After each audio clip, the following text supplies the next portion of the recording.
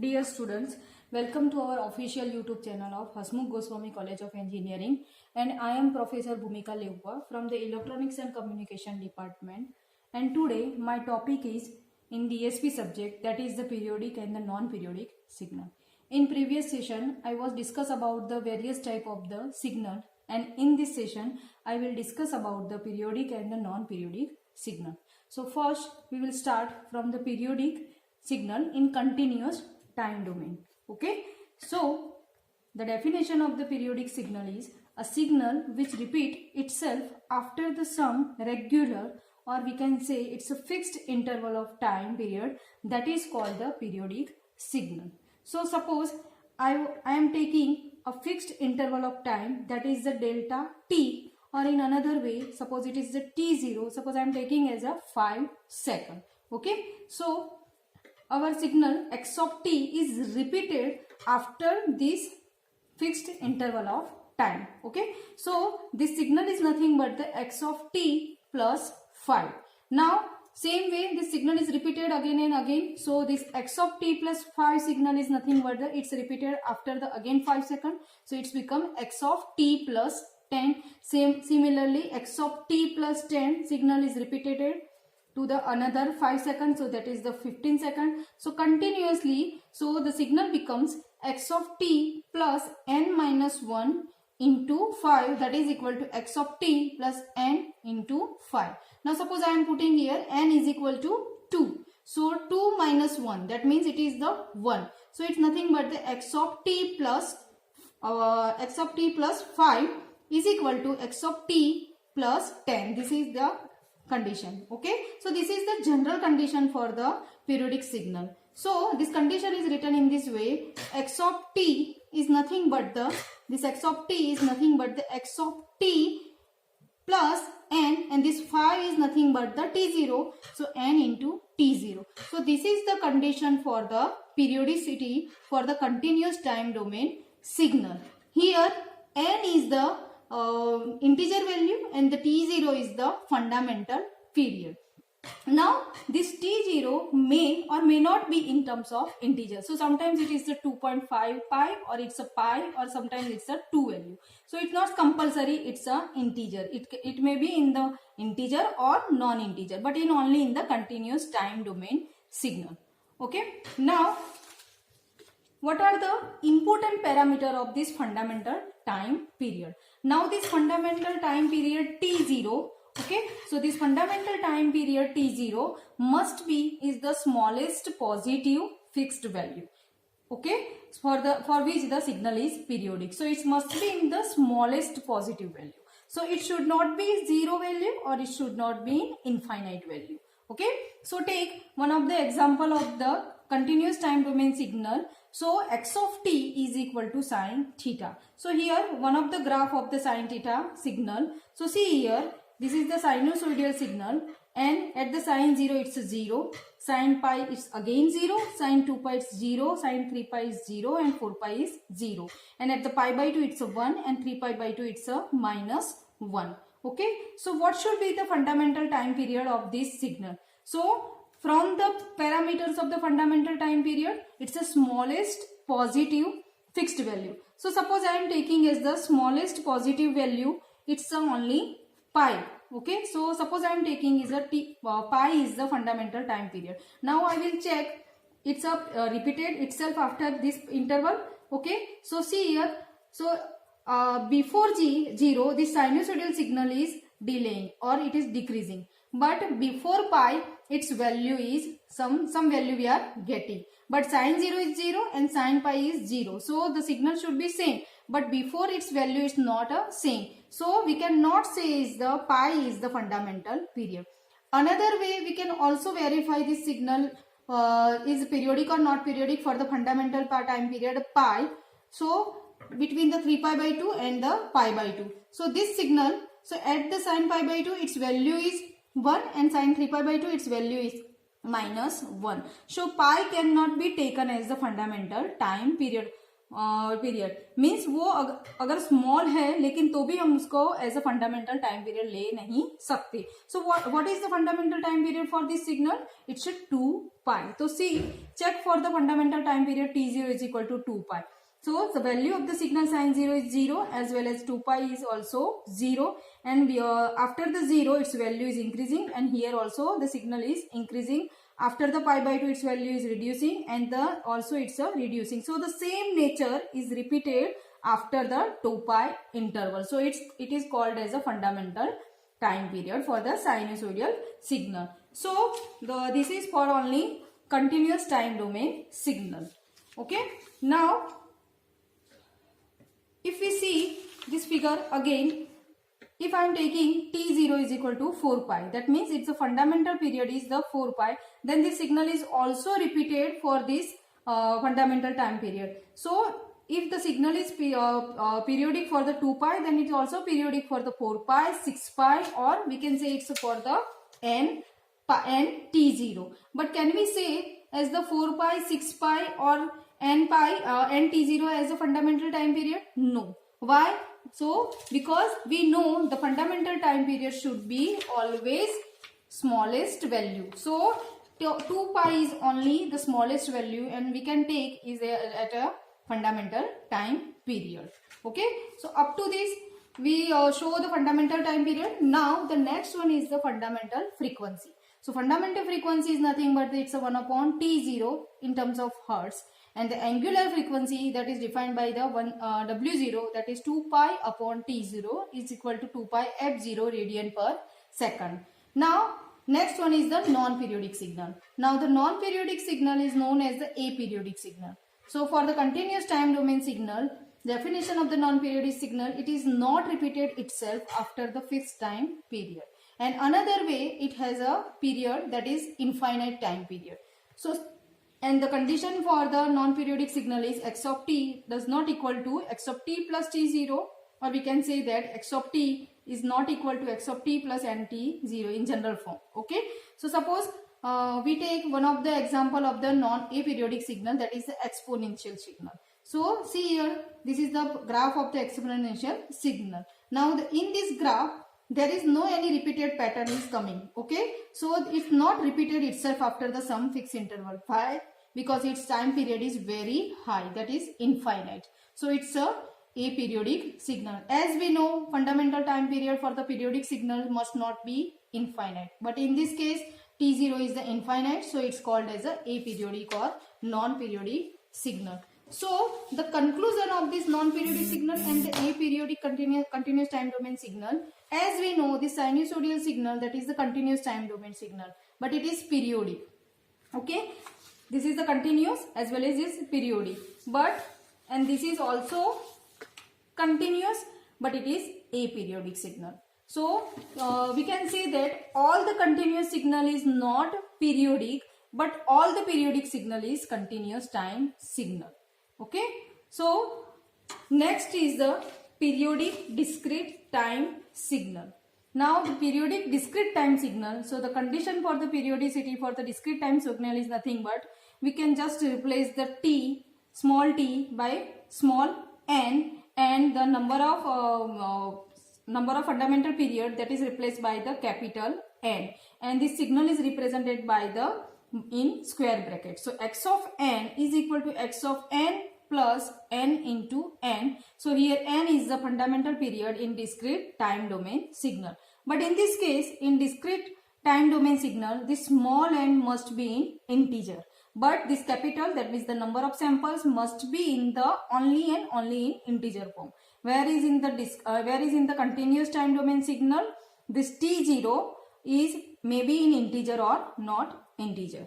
Okay, now suppose let's take one of the example of the discrete time domain signal, that is the sinusoidal signal. So this is the sinusoidal discrete time domain signal. So in this case, this signal is repeated after the 10 cycles. So here the period of repetition is 10 samples. Okay, now what is the condition for the non-periodic discrete time signal? So it's nothing but it is not equal to the x of n not equal to the x of n plus n into n. So this is the non-periodic condition for the discrete time domain signal.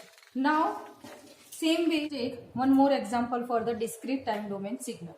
So see here in this figure there is a exponential signal is present. Okay, so the formula for the exponential signal in the discrete time domain, that is x of n, is equal to e raised to minus j pi kn upon n. Now see here there are number of samples in this exponential signal, so it is very high. So that means it's a very high, that means it's an infinite value. So it's not a periodic signal, it's a non-periodic signal, because the number of sample or some time period is high, then it's called as a non-periodic signal. Now next, that is the second condition for the periodicity of the discrete time domain signal. A discrete time domain signal is periodic only if its frequency f is rational number, that means it's a ratio of the two integer number. Okay, now first we will prove this condition, and then after we will apply this condition in our examples. Okay, so up till now we know the condition of the periodicity for the discrete time domain signal, that is x of n is equal to x of n plus n into n, and in this equation we will put here n is equal to 1. Okay, so now my equation becomes x of n is equal to x of n into n plus n. This is the known equation. Okay, now we will derive the second condition for the periodicity for the discrete time domain signal. So first we will take in our example x of n is the cosine wave. Okay, so x of n is the cosine wave. Now the formula for the cos signal is a cos omega n plus theta. This is the standard form for the cosine signal. Okay, now this is the individual signal. Okay, so it's called as a non-composite signal because it is the only single function. Okay, now after that we will put omega is equal to 2 pi f. Okay, now we will put this value x of n is equal to a cos 2 pi f n plus theta. Now we have to put this x of n and x of n plus n. So first we will put n equal to n plus n in this equation number 2. So x of n plus n is equal to a cos 2 pi f. Instead of n we will put n plus n and then plus theta. Okay, now compare this equation number 2 and 1. So from the equation 1, a cos 2 pi f n plus theta equal to a cos 2 pi fn plus 2 pi fn plus theta.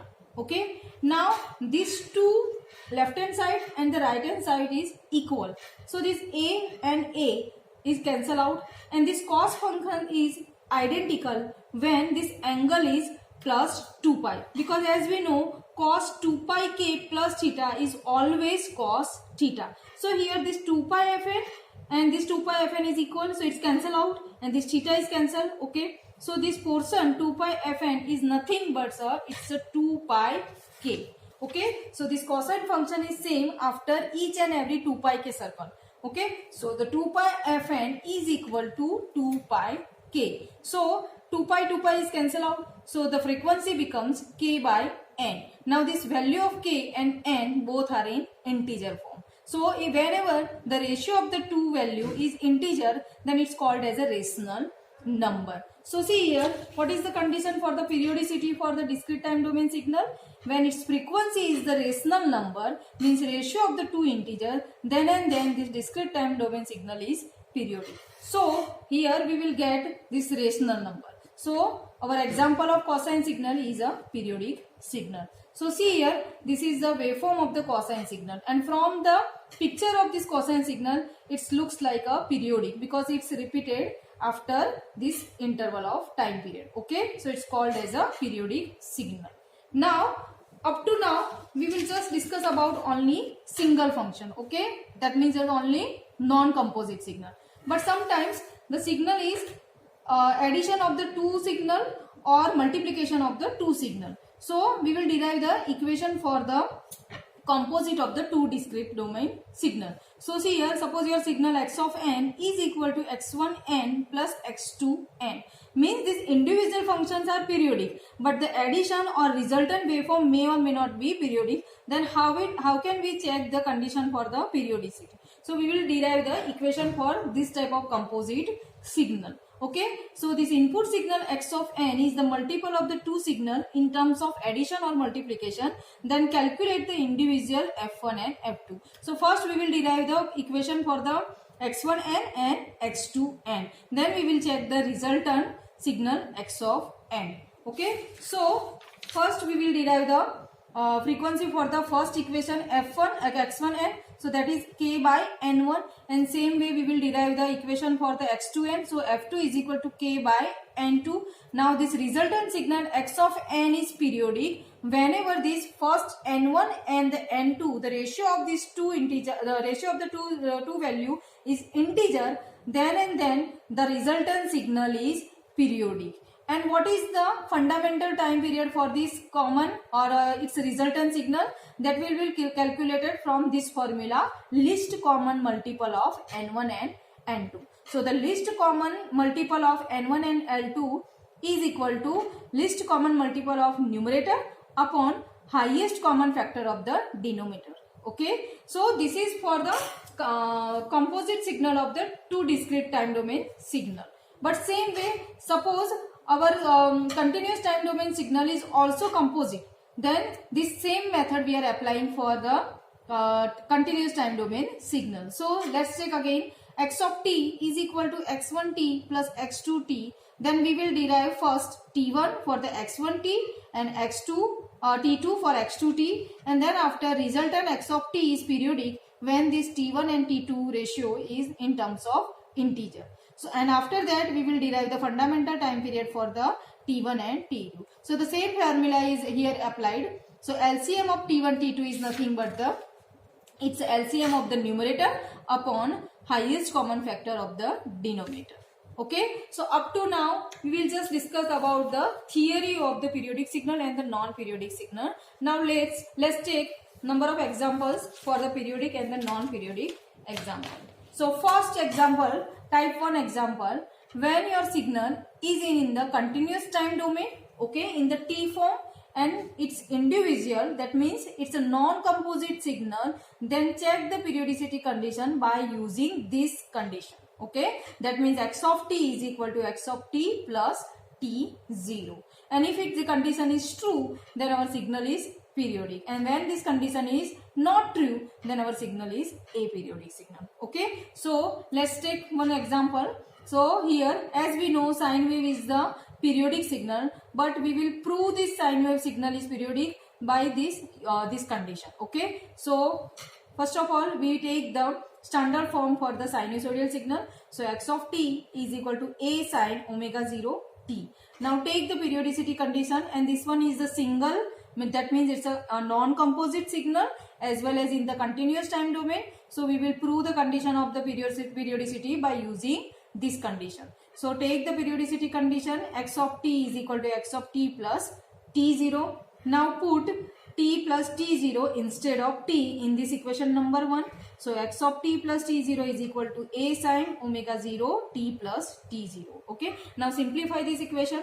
So a sine omega 0 t plus omega 0 t0. Okay, now as we know, omega 0 is 2 pi f0 and is equal to 2 pi upon t0. Now put this value of omega 0 in this equation. So it's become a sine omega 0 t plus 2 pi upon t0 into t0. So the t0 is cancelled out. Okay, so now our equation becomes a sine omega 0 t plus 2 pi. So again, as we know, in a sinusoidal signal becomes after the 2 pi, it's become equal to omega 0 t. So it's a sine omega 0 t. Okay, so it's a sine omega 0 t is nothing but our original signal. Okay, it's our original signal, this one. So this one and this one is same. So its x of t is nothing but the x of t plus t0. That means this condition is verified. So this sinusoidal signal is the periodic signal. Okay, so this is the one example of the periodicity of the non-composite continuous time domain signal. Another example is exponential continuous time domain signal. Okay, so the formula for the exponential signal is x of t is equal to e raised to minus alpha t. Now put t is equal to t plus t0 in this equation. So x of t plus t0 is equal to e raised to minus alpha t plus t0. Now simplify this equation. So it's become e raised to minus alpha t into e raised to minus alpha t0. Now as we know, in exponential signal this t0 is very high. That means we will take as a infinite. So put t0 is equal to infinite in our equation. So e raised to minus alpha t into e raised to minus alpha into infinitive. Now as we know, e raised to minus infinitive is always 0. Now this equation becomes 0. So now check this condition, xt plus t0 is equal to 0 and x of t is equal to e raised to minus alpha t. So it does not verify this condition. X of t is not equal to x of t plus t0. That means our exponential signal is aperiodic signal. Okay, so this is only for the continuous time domain signal. Okay, now type 2 examples. Okay, now suppose our continuous time domain signal is in terms of non-composite. That means it is not a single function. So it is in terms of multiple function, either in addition form or in multiplication form. Then we will not check the periodicity by using this condition. That means x of t is equal to x of t plus t0. For this type of example, we will first check the individual time period t1 and t2, and then after we will find out t1 by t2 ratio. If it is rational, then our resultant signal is periodic. And what is the fundamental period? That fundamental period we will find from this LCM formula. Okay, so take this example, x of t is equal to sine 15 pi t plus sine 20 pi t. So it's a non-composite signal. Okay, this one is the x1 t and this one is the x2 t. So x1 t is equal to sine 15 pi t. So first we will compare with the standard signal. So it's a sine omega t. So compare with our standard formula, we will get omega 1 is equal to 15 pi. So omega 1 is nothing but the 2 pi f1 is equal to 15 pi. So this pi is cancelled. So f1 is equal to 15 by 2. So the time period is the reciprocal of this frequency. So t1 is equal to 2 by 15. Okay. Now similarly, x2 t is equal to sine 20 pi t. Now again compare this sinusoidal formula with the original form. That means sine w2t. So now w2 is equal to 20 pi. So 2 pi f2 is equal to 20 pi. So f2 is equal to 20 by 2. So t2, that means reciprocal of this 2 by 20. That means it's a 1 by 10. So first we will calculate the t1 and t2. Then after we will find out the ratio of t1 by t2. So check the t1 by t2, that is 2 by 15 and 1 by 10 by 1. So it's a 4 by 3. That means 4 is integer and 3 is also integer. So this ratio is the rational number. And if we find out the division of this 4 by 3, that is 1.333, that means this 3 is repeated decimal number, then it is also called as the rational number. Now my t1 by t2 is the rational number, so our resultant signal x of t is also periodic. Now we will find out the fundamental time period. So the fundamental time period is nothing but the least common multiple of the t1 and t2. Now my t1 is equal to 2 by 15 and t2 is equal to 1 by 10. Now for the formula for the least common multiple of the two fractional number is LCM of the numerator and divided by the highest common factor of the denominator. So the LCM of the 2 and 1 is 2 and highest common factor is the 5. So the fundamental time period of the x of t is 2 by 5. Okay. So this is the type 2 example. And the type 3 example, in this case, if your signal is given in the discrete time domain, okay, then check the periodicity by using this formula, f is equal to k by n. That means discrete time domain signal either in the composite or the non-composite form, the periodicity condition is checked by this special formula. Okay, so first we will take non-composite signal in discrete time domain signal, that is x of n is equal to cos 3 pi n. That is the non-composite as well as discrete time domain signal. Okay, so compare with the standard signal. So omega is equal to 3 pi, so 2 pi f is equal to 3 pi, so f is equal to 3 by 2. So it's a rational number and the time period is 2 by 3. And suppose we have to find out the fundamental time period so we will compare this equation with the k by n formula. So it's a 3 by 2. So signal is periodic for the 2 samples. Okay, now let's take one more example for the non-composite discrete time domain signal. So see here, x of n is equal to cos pi n upon 5 into sin pi of pi n upon 5. So it's a multiple cos and sin value and it's a non-composite signal. So for that we will first compare this cos function with the individual standard function. So x of n is equal to cos 2 pi f1 n into sin 2 pi f2 n. So 2 pi f1 n is equal to pi n upon pi and 2 pi f2 n is equal to pi n upon 5. So f1 is equal to 1 upon 10, same way f2 is equal to 1 upon 10. Now we will take the ratio of f1 by f2, that is 10 by 10, and both the value of 10 is integer, that means it's a k by n is the integer, so it's a periodic signal and the number of sample is nothing but the 10 sample. This is the fundamental time period. If you like my lecture, please share it and subscribe it.